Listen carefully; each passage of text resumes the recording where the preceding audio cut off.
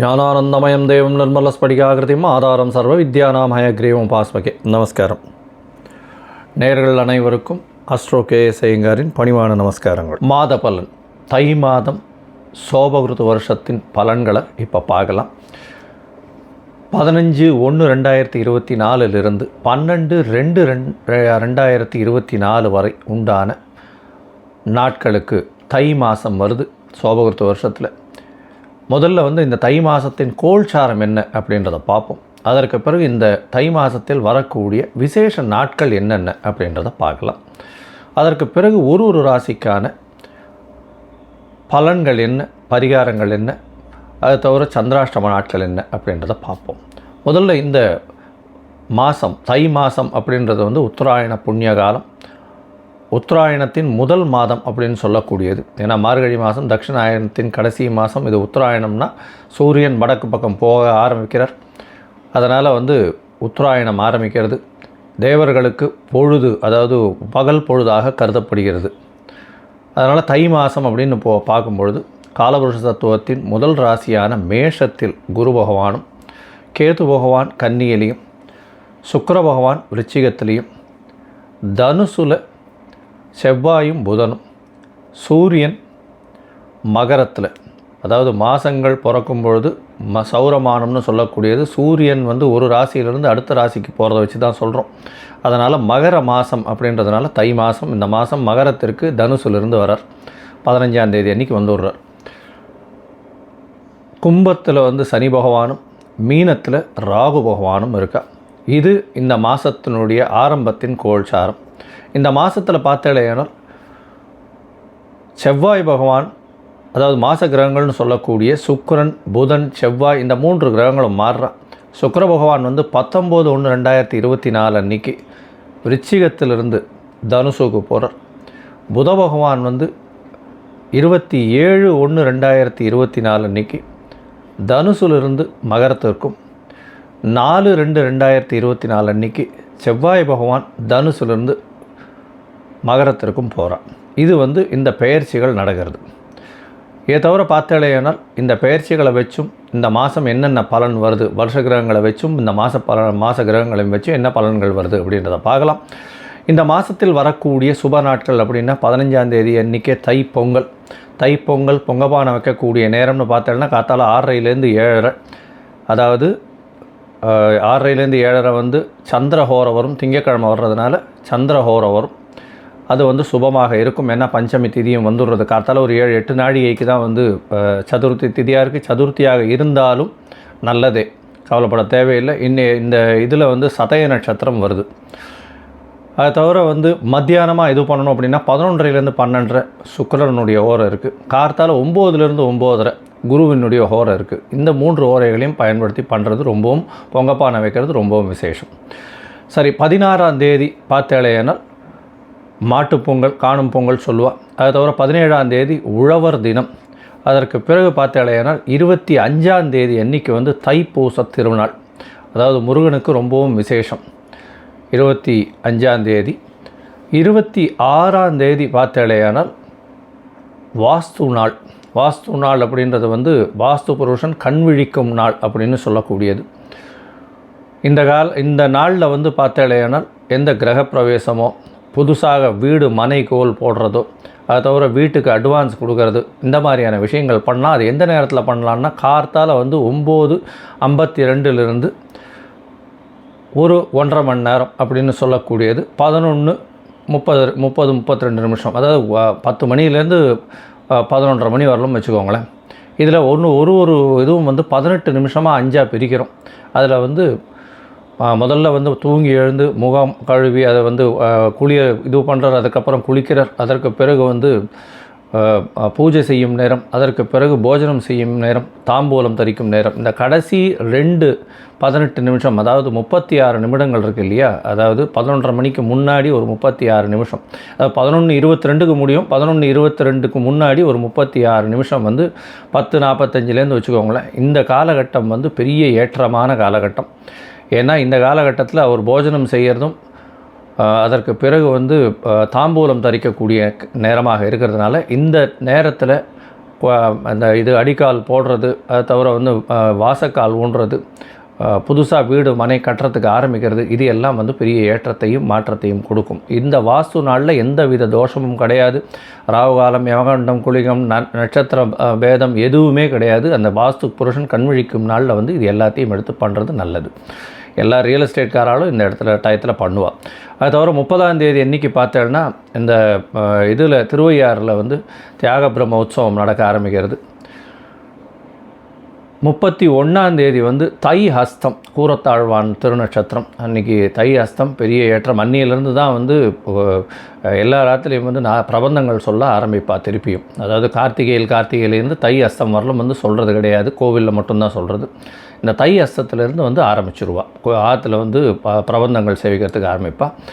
9/2/2024 அன்றைக்கி தை அமாவாசை.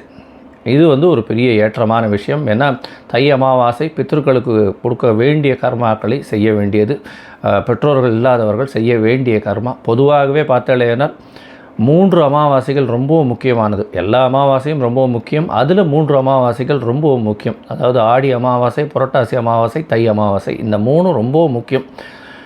இந்த 3ம் வந்து கண்டிப்பாக வந்து பித்ருக்களுக்கு செய்ய வேண்டிய கடன்களை கண்டிப்பாக செய்யணும். யாராவது பேரண்ட்ஸ் இல்லாதவங்க இது பண்ணலை அப்படின்னா அவர்களுக்கு வரக்கூடிய சந்ததிகளில் பார்த்தேன்னா 5ஆம் இடம் 9ஆம் இடம்னு சொல்லக்கூடிய அதாவது பூர்வ புண்ணியஸ்தானமும் சரி பாக்கியஸ்தானமும் சரி பாதிக்கப்படக்கூடிய வாய்ப்புகள் மிகவும் அதிகம்.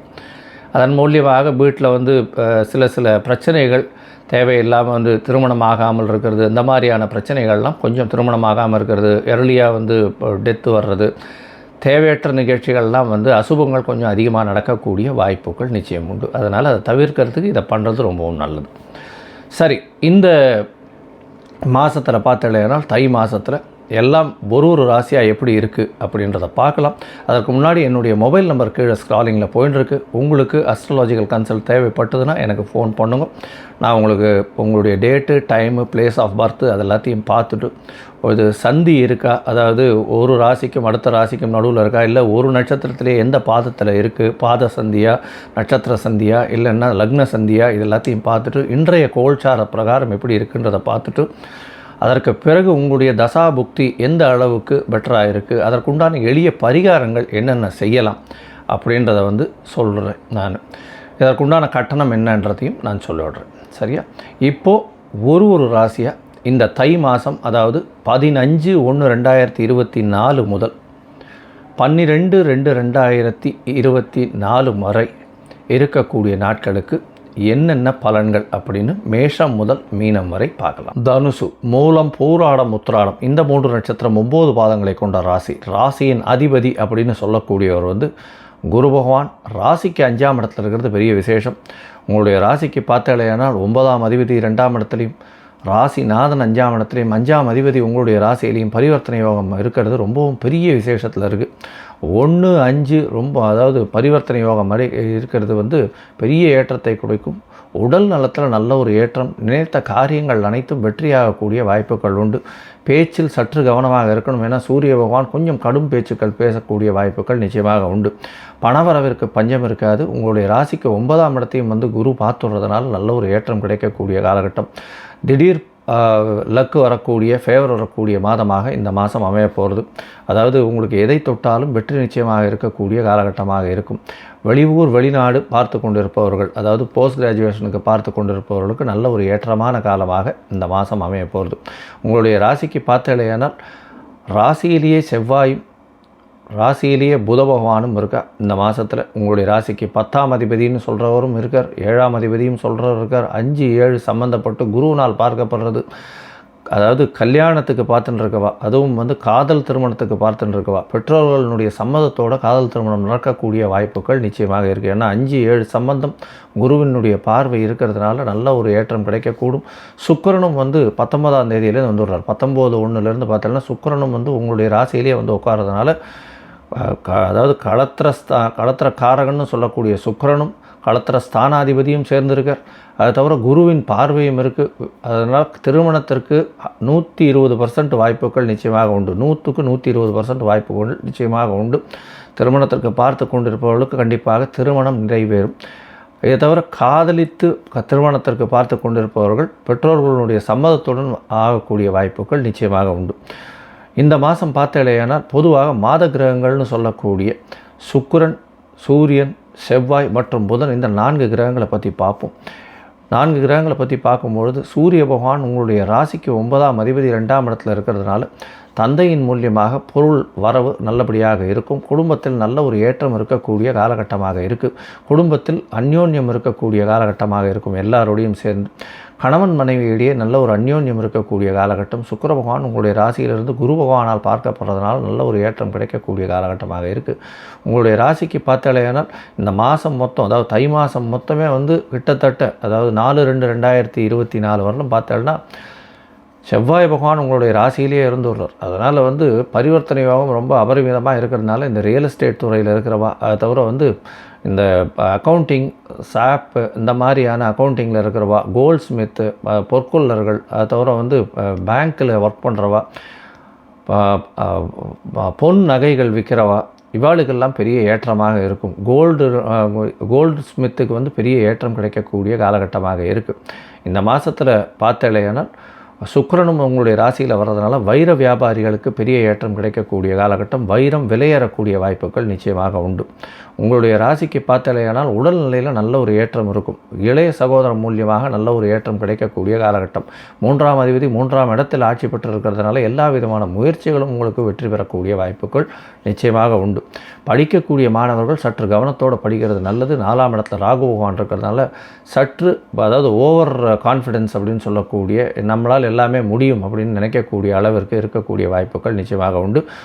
ஒரு பாடத்தை ஒரு தடவைக்கு 4 தரமோ 10 தரமோ படிக்கிறது ரொம்பவும் நல்லது.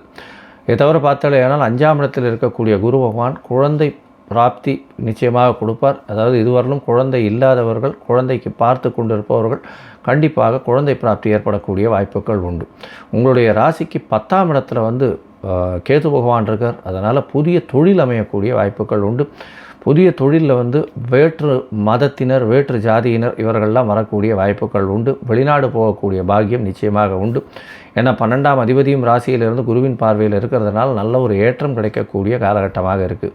உங்களுக்கு புதிய பதவி, புகழ், அந்தஸ்து, கௌரவம்லாம் வரக்கூடிய காலமாக இந்த தை மாதம் இருக்குது.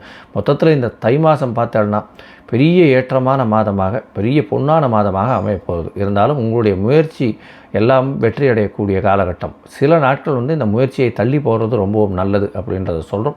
இந்த தனுசு ராசிக்காரர்களுக்கு பார்த்தோன்னா 25/1/2024, 26/1/2024, 27/1/2024 இந்த 3 நாட்களும் உங்களுடைய புது முயற்சிகளை தவிர்ப்பதும், வெளியூர் வெளிமாநில பிரயாணங்களை தவிர்ப்பதும் ரொம்பவும் நல்லது. ஏன்னா இந்த 3 நாட்கள் சந்திராஷ்டம நாட்கள்னு சொல்கிறோம். சந்திராஷ்டம நாட்கள் அப்படின்றதுனால நிச்சயமாக தடங்கள் வரும். அதனால் சந்திர பகவானுக்கு உண்டான பிரீத்தியை பண்ணுறது ரொம்பவும் நல்லது. ஒருவேளை இந்த சந்திராஷ்டம காலங்களில் நீங்கள் வெளிநாடு போகணும், வெளியூர் போகணும், இல்லை ஒரு அக்ரிமெண்ட் சைன் பண்ணணும், இந்த மாதிரியான விஷயங்கள் இருந்ததே. ஆனால் சந்திர பகவானுக்கு உண்டான எளிய பரிகாரம்னு அப்படின்னு சொல்லக்கூடிய அருகில் இருக்கக்கூடிய இதில் ஒரு நீர்நிலைகள்லேருந்து ஒரு 100 குடம் தண்ணி கொண்டு போய் கொடுத்துட்டு வாங்க. இல்லைன்னா மோட்டர் பம்ப் வச்சு தண்ணி இந்த இதுக்கு, அதாவது கோவிலுக்கு தண்ணி பாய்ச்சறது, இந்த மாதிரியான விஷயங்கள் பண்ணுங்க. நல்ல ஒரு மாற்றங்கள் உங்களுக்கு நிச்சயமாக வரும். சந்திராஷ்டமத்தின் தாக்கம் குறையும். இதை தவிர பார்த்தாலேயானால் இந்த மாதமே மொத்தமே நல்ல ஒரு ஏற்றமான மாதமாக உங்களுக்கு அமையப்போகுது. ஏன்னா இவ்வளவு நாளாக சனி பகவான் 2ஆம் இடத்துல இருந்து உங்களுக்கு 7.5 சனி இருந்தது. இப்போ மார்கழி மாதம் 4ஆம் தேதிக்கு அப்புறம் 7.5 சனியும் முடிஞ்சு போச்சு. அதனால் பெரிய ஏற்றம் கிடைக்கக்கூடிய காலகட்டம். அதனால் நீங்கள் அருகில் இருக்கக்கூடிய ஆஞ்சநேய பெருமான், அதுவும் நாமக்கல் ஆஞ்சநேயரை போய் வழிபட்டுட்டு வாங்க. நல்ல ஒரு ஏற்றமும் மாற்றமும் உங்களுடைய வாழ்வில் நிச்சயமாக கிடைக்கும். இந்த மாதம், தை மாதம் உங்களுக்கு ஒரு பெரிய ஏற்றமான மாதமாக, பொன்னான மாதமாக அமையப்போகிறது அப்படின்றத சொல்கிறேன். லோகா சமஸ்தா சுகினோ பவந்து. நன்றி, நமஸ்காரம். Astro KS Iyengar YouTube channel பார்த்தமைக்கு நன்றிகள். மேலும் இது போன்ற ஆன்மீக ஜோதிஷ தகவல்கள் உங்களை அடைய astro KS Iyengar YouTube channel subscribe செய்யவும், பெல் ஐக்கானை மறக்காமல் அழுத்தவும். நன்றி, வணக்கம்.